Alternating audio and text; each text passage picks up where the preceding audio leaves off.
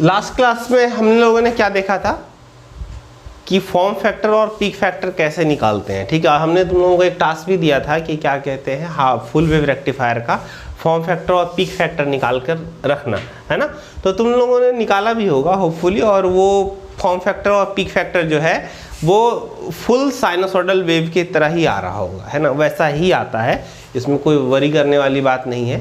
ठीक है, full wave rectifier और फुल साइन वेव, इन दोनों का फॉर्म फैक्टर और पीक फैक्टर सेम ही आता है। ठीक है, तो आ रहा है तो कोई बात नहीं, अच्छी बात है। ठीक है, फॉर्म फैक्टर क्या होगा उसका 1.11 और पीक फैक्टर क्या होगा √2। ठीक है, तो यही आ रहा होगा और यही आएगा। आज हम लोग जो देखेंगे वो देखेंगे फेजर एंड फेजर डायग्राम। बिना इसके हम एसी सर्किट सॉल्व नहीं कर सकते। ठीक है, तो फेजर और फेजर डायग्राम क्या है। ठीक है, हम कह रहे थे कि किसी भी साइनोसॉइडल क्वांटिटी को हम ऐसे दिखा सकते हैं, V = Vm sin ωt ±φ, ऐसे दिखा सकते हैं ना। और इसी को हम ये भी लिख सकते हैं, V = Vm को क्या लिख सकते हैं, √2 times of Vrms sine omega. India में अगर ओमेगा की बात करें तो इंडिया में ओमेगा कितना है, इंडिया में f हमारा है 50 और ओमेगा = क्या होता है 2πf, है ना। तो 2πf तो 2 × 3.14 × 50, तो ये क्या हो गया 314। ओमेगा की वैल्यू 314 क्या है, कांस्टेंट है, पूरे इंडिया में कांस्टेंट है। यूएसए में ये 50 के जगह 60 है, तो पूरे यूएसए में ओमेगा की वैल्यू क्या 60 हर्ट्ज के करस्पॉन्डिंग है। ठीक है, तो ये तो पूरे इंडिया में फिक्स होगा। तो ये हम तुमको बताएं अथवा ओमेगा ना बताएं, ये तुम अपने मन से लिख सकते हो क्या 314 अगर ये इंडिया है तो ±5। ठीक है, तो इसमें वेरी क्या किया, अगर कहा जाए कि तुम्हारे घर का सप्लाई है तो उसका वोल्टेज क्या होगा 230 वोल्ट। अगर कहे कि किसी इंडस्ट्री का सप्लाई है, 3 फेज सप्लाई है, तो वहां पे क्या वोल्टेज होगा, लाइन वोल्टेज होगा, डेट इज 400 वोल्ट। अगर किसी सब स्टेशन का सप्लाई है तो वहां पे क्या होगा 11 किलो वोल्ट या 33 किलो वोल्ट। ठीक है, और एक चीज क्या वेरी कर रहा है, ये फाई वेरी कर रहा है। ठीक है, तो ये एंगल, अगर हम कहें कि ये वोल्टेज V1 है तो ये V1 के लिए क्या, ये चीज चेंज होगा, √2 टाइम्स कैपिटल V1 हो जाएगा। साइन वाला टर्म तो यही रहेगा, ये चेंज नहीं होगा, ये चेंज होगा, ये भी चेंज नहीं होगा, ये चेंज होगा। ठीक है, ये क्या होगा +-φ1 हो जाएगा, +φ1 या -φ1। तो ये जो दो चीज है ये हमेशा फिक्स रहेगा, है ना, ओमेगा टी फिक्स रहेगा और साइन फिक्स रहेगा। चेंज क्या होगा, ये फाई चेंज होगा और पीक वोल्टेज जो है वो चेंज होगा। तो हम ये दोनों चीज नहीं भी बताएं तो कोई बात नहीं है, ये दोनों चीज नहीं भी बताएं तो कोई बात नहीं है। तो इसको हम क्या लिख सकते हैं, V1 = क्या लिख सकते हैं, ये वोल्टेज का मैग्नीट्यूड दे दे, है ना, ये वोल्टेज का पीक वैल्यू या आरएमएस वैल्यू कुछ भी दे दे। सपोज करो कि हमने पीक वैल्यू दे दिया, है ना, V दे दिया, और क्या बता दिया, एंगल बता दिया तुमको, एंगल ±φ बता दिया। तो तुम इसको देखकर ये इक्वेशन लिख सकते हो, लिख सकते हो नहीं लिख सकते। अगर तुमको सिर्फ ये दे दें तो ये इक्वेशन लिख सकते हो। क्यों, क्योंकि ये दोनों चीज तो फिक्स है ना, ये दोनों चीज फिक्स। यहाँ पे साइन होगा और यहाँ पे ओमेगा की जगह क्या होगा ओमेगा टी की जगह क्या होगा 314 होगा। तो अगर ये दोनों बता दिया तो हम लिख सकते हैं ना, V1 = √2 टाइम्स ऑफ V, क्योंकि ये आरएमएस वैल्यू है तो peak value is √2 times of RMS value, है ना, साइन 314t, और सपोज करो ये +φ लिखा हुआ है तो प्लस फेज एंगल φ। ठीक है, तो हमारे लिए क्या इंपॉर्टेंट हो जाता है, हमारे लिए इंपॉर्टेंट ये हो जाता है वोल्टेज का मैग्नीट्यूड, और दूसरा हो जाता है फेज एंगल। ये दोनों इंपॉर्टेंट टर्म है। तो हमने वोल्टेज के बारे में पढ़ा था अभी, है ना, maximum voltage, instantaneous voltage, peak voltage, ये तो पढ़ लिया। अब हम पढ़ेंगे ये फेज एंगल जो है, ये फेज एंगल एक्चुअल में है क्या। ठीक है, चलो फेज एंगल देखते हैं, फेज एंगल एक्चुअल में क्या है। तो उसके लिए हम यहाँ जाएंगे, फिर से जनरेशन पे जाएंगे कि जो एसी वोल्टेज है वो जनरेट कैसे हो रहा था। सपोज करो कि ये डायरेक्शन ऑफ मैग्नेटिक फील्ड है, ये क्या है, रेड कलर से हम जो ड्रॉ कर रहे हैं ये क्या है, हमारा डायरेक्शन ऑफ मैग्नेटिक फील्ड है। और इस मैग्नेटिक फील्ड में कांस्टेंट मैग्नेटिक फील्ड है B। इस मैग्नेटिक फील्ड में हमारा कोई कंडक्टर मूव कर रहा है, क्या कर रहा है, कोई कॉइल जो है वो मूव कर रहा है। तो इस तरह से कॉइल है, इस तरह से कॉइल है, ये कॉइल, ठीक है। तो ये हमारा क्या है, कॉइल का सपोज करो ये एक्सिस है, ठीक है, और ये कॉइल क्या है, इसके अबाउट घूम रहा है ना, ये कॉइल हो रहा है, क्या कर रहा है, इसके अबाउट घूम रहा है ऐसे, ठीक है, ये डायरेक्शन ऑफ रोटेशन है इस कॉइल का, ऐसे ऐसे घूम रहा है ना। तो अभी देखो ये कॉइल का जो कंडक्टर है उसका मूवमेंट क्या है, फील्ड के डायरेक्शन में, और ये भी फील्ड के पैरेलल है। इस कंडक्टर का मूवमेंट किधर है, फील्ड के पैरेलल है। तो यहाँ पे कोई फ्लक्स कटिंग नहीं हो रहा है, यहाँ पे कोई फ्लक्स कटिंग नहीं हो रहा है, तो या इस कॉइल में कोई वोल्टेज भी जनरेट नहीं हो रहा होगा। तो इस पोजीशन पे जो वोल्टेज है, इस पोजीशन पे जो वोल्टेज है, ये वोल्टेज कितना होगा, अभी 0 होगा, है ना, अभी वोल्टेज 0 है। सपोज करो कि ये कंडक्टर मूव होकर कहाँ आ गया, है ना, 90 डिग्री के बाद ये कंडक्टर मूव होकर यहाँ चला आया, और ये कंडक्टर मूव होकर कहाँ चला आया, यहाँ चला आया। अब इसका डायरेक्शन किधर है, मूवमेंट का डायरेक्शन इधर है और इसका डायरेक्शन इधर है। तो अभी जो फ्लक्स कटिंग हो रहा है वो डायरेक्ट इस फ्लक्स को कट कर रहा है, मैक्सिमम फ्लक्स कटिंग हो रहा होगा। तो ये अभी जो ईएमएफ इंड्यूस हो रहा है ये क्या है, मैक्सिमम, इस पोजीशन पे, ठीक है। इसके बीच में अगर कहीं हम ले तो इस जगह पे अगर लेते हैं, सपोज करो इस जगह पे लेते हैं, ठीक है, तो यहां पे क्या होगा, यहां पे आधा इस डायरेक्ट मूवमेंट जो है वो इस डायरेक्शन में, इसका एक कंपोनेंट इधर होगा जो कोई फ्लक्स नहीं कट कर रहा है, और एक कंपोनेंट इधर होगा जो कुछ फ्लक्स कट कर रहा है। तो अभी फ्लक्स कटिंग का ये क्या होगा, देखो सपोज करो ये एंगल है हमारा थीटा, ये एंगल है थीटा, तो ये एंगल भी क्या होगा, थीटा, ये एंगल क्या होगा, 90 डिग्री माइनस थीटा, ठीक है। तो अगर ये भी था तो इसका ये कंपोनेंट क्या होगा, भी साइन थीटा होगा, है ना।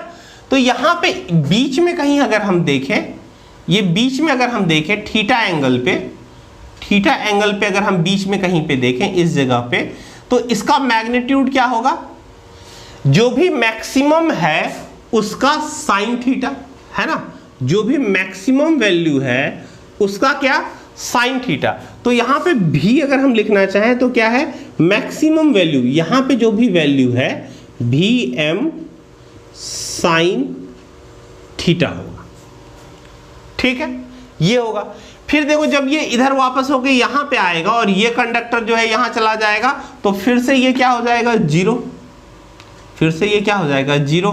फिर जब यहाँ और ये कंडक्टर यहाँ पहुँच जाएगा तो नेगेटिव और मैक्सिमम, मैक्सिमम और नेगेटिव, और फिर ये 0। और जैसे जैसे ये कंडक्टर मूव होता रहेगा ये हमारा क्या, साइन वेव चलता रहेगा। तो साइनोसॉइडल वेव क्या हुआ, एक कॉइल को किसी फील्ड में, कांस्टेंट फील्ड में रोटेट कराते हैं तो वो वोल्टेज जो जनरेट होता है वो कैसा होता है, साइनोसॉइडल होता है, ठीक है। अब ये ओमेगा के स्पीड में अचानक से तो नहीं आया होगा, इस स्पीड में इसको आने में कुछ समय लगा होगा।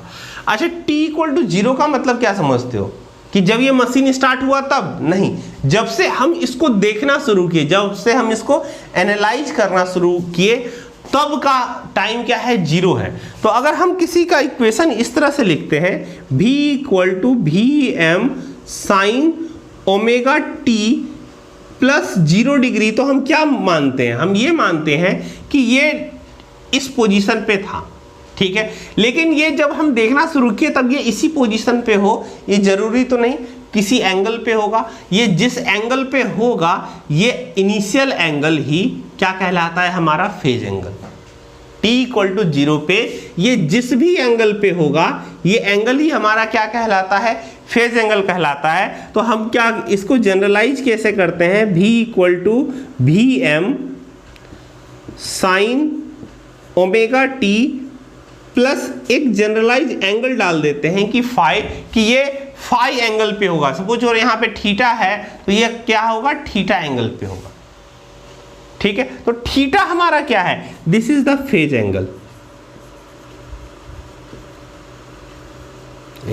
फेज एंगल क्या है, initial position of the quantity at T equal to 0। Initial position of the quantity at T equal to 0। ठीक है, वो क्या कहलाएगा, फेज एंगल कहलाएगा। अब आते हैं फेजर। फेजर क्या है, तो फेजर क्या है, फेजर हमने क्या बोला कि इसको हम किससे दिखा सकते हैं, इस एंगल से और इसके मैग्नीट्यूड से। ठीक है, अब एंगल और मैग्नीट्यूड आ गया तो हम एक रेफरेंस लाइन ले लेते हैं। सपोज करो कि एक्स एक्सिस हॉरिजॉन्टल लाइन को हमने क्या मान लिया, रेफरेंस। यहां पे रेफरेंस क्या होगा, ये लाइन हमारा रेफरेंस होगा। तो इस रेफरेंस लाइन से इसका जो एंगल है ये हमारा क्या कहलाएगा, फेज एंगल। सपोज करो कि ये है हमारा कोई वोल्टेज है जिसको हम फेजर फॉर्म में दिखाना चाहते हैं, तो इसका जो एंगल होगा ये क्या कहलाएगा, फेज एंगल कहलाएगा। और ये जो एरो है इसका मैग्नीट्यूड जो है वो क्या कहलाएगा, मैग्नीट्यूड ऑफ द क्वांटिटी। इसका जो एरो है इसका लेंथ क्या कहलाएगा, मैग्नीट्यूड ऑफ द क्वांटिटी।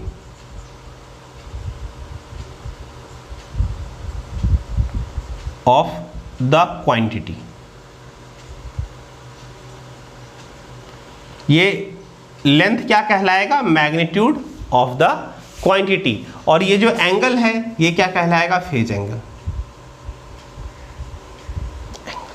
ठीक है, और ये जो ग्रीन कलर से हमने एरो ड्रॉ किया है, यही एरो जो है उसको हम क्या कहेंगे, फेजर बोलेंगे। तो फेजर क्या है, एक तरह का पिक्चोरियल रिप्रेजेंटेशन है। फेजर क्या है, एक तरह का पिक्चोरियल रिप्रेजेंटेशन है ऑफ एनी साइनोसॉइडल क्वांटिटी। तो फेजर का डेफिनेशन लिखते हैं, phasor it is a pictorial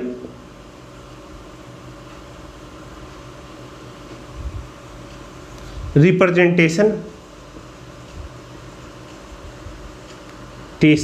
किसका, साइनोसॉइडल क्वांटिटी का, ऑफ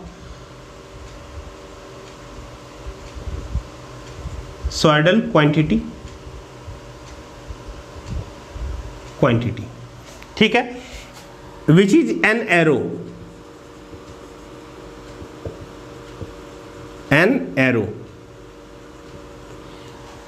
कैसा पिक्चर है, तो एक एरो का पिक्चर है। ठीक है, the angle of the arrow, the length पहले लिखते हैं, the length of the arrow of the arrow represents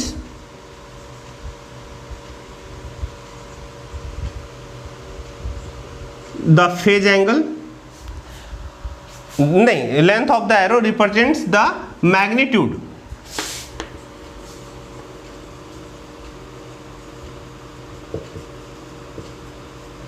and angle of the arrow with reference,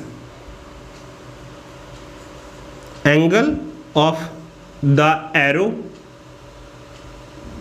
with reference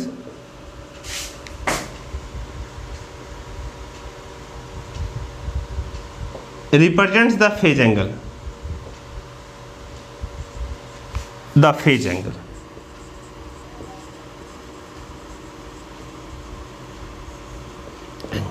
ठीक है, वो क्या रिप्रेजेंट करेगा, फेज एंगल को रिप्रेजेंट करेगा। ठीक है, अब फेजर डायग्राम क्या होगा, है ना, फेजर डायग्राम क्या होगा, तो एक ही सर्किट में, कोई एक ही सर्किट है उसमें बहुत सारा क्वांटिटी हो सकता है। ठीक है, एक ही सर्किट में क्या हो सकता है, बहुत सारा क्वांटिटी हो सकता है। सपोज करो कि ये कोई सर्किट है जिसमें क्या है, अप्लाइड वोल्टेज है V। ठीक है, यहां पे क्या, एक रजिस्टर लगा है R, यहां पे क्या, एक कैपेसिटर लगा है सी, ठीक है।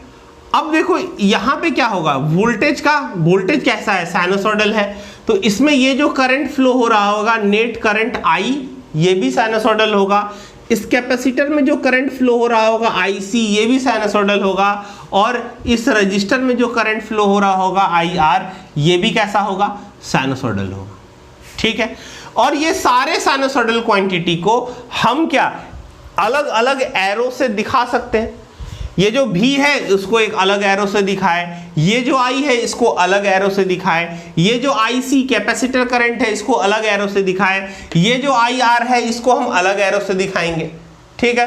तो ये सारे एरो को अगर हम एक ही पिक्चर में ड्रॉ करते हैं, ठीक है, if all the sinusoidal quantity in a circuit is represented by phasors in a single diagram, then it is known as phasor diagram, ठीक है। फेजर डायग्राम का डेफिनेशन क्या लिखा, if all the sinusoidal quantity in the circuit are represented by phasor in a single diagram, then it is known as phasor diagram, ठीक है। Phasor diagram लिखते हैं, phasor diagram, ठीक है। If all sinusoidal quantity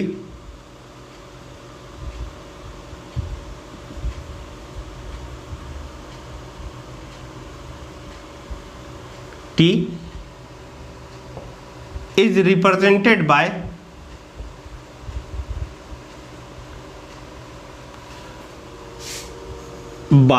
phasors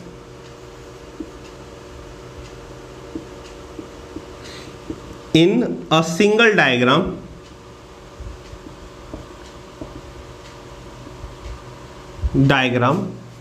then it is known as phasor diagram, phasor diagram,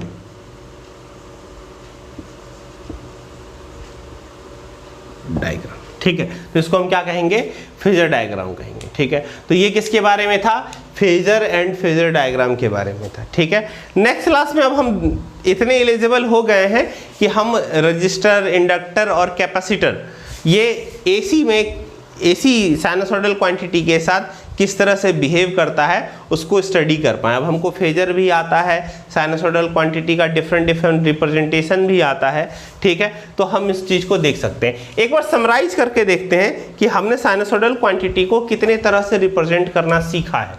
तो देखो हमने sinusoidal quantity को तो एक तो इक्वेशन के फॉर्म में सीखा है, Vm sin omega t plus minus five, ठीक है, इसको हम कहते हैं इक्वेशन फॉर्म। दूसरा हमने सीखा है Vm angle five plus minus five, इसको हम कहते हैं पोलर फॉर्म।